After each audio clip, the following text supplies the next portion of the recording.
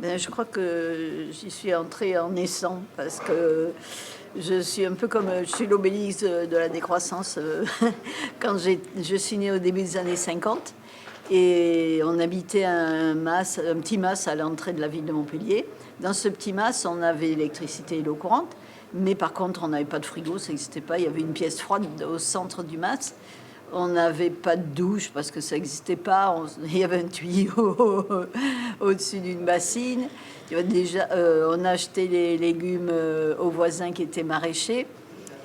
Il n'y avait pas de supermarché. On allait à une petite épicerie dans Montpellier. Donc, tu vois, j'ai démarré là-dedans. Et ben, je crois que ça m'a tellement convenu que j'ai continué à vivre comme ça. Après mon adolescence, ben, il y a eu 68, donc pareil, la remise en cause de la consommation, tout ça, donc ça continuait dans le même axe. Après les luttes du Larzac, pareil, on était un peu sur la même démarche.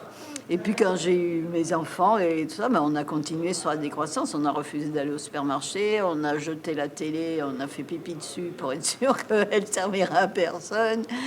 On a presque pas utilisé la voiture, on faisait surtout du vélo. Moi, j'ai été chez Attac en 98 quand ça s'est fondé.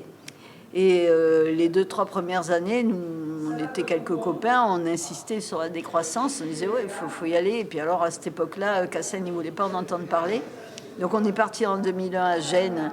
Et à Gênes, finalement, quand on a vu tout ce qui se passait, en rentrant, on a dit, soit c'est la décroissance à Attaque, soit nous, on monte un groupe décroissance. C'est ce qu'on a fait.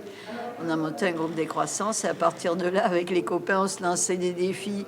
Oui, la prochaine facture d'électricité, on aura 10% de moins. Ou, voilà, on s'amusait comme ça. Et depuis, ben, je suis toujours dans la décroissance. Voilà.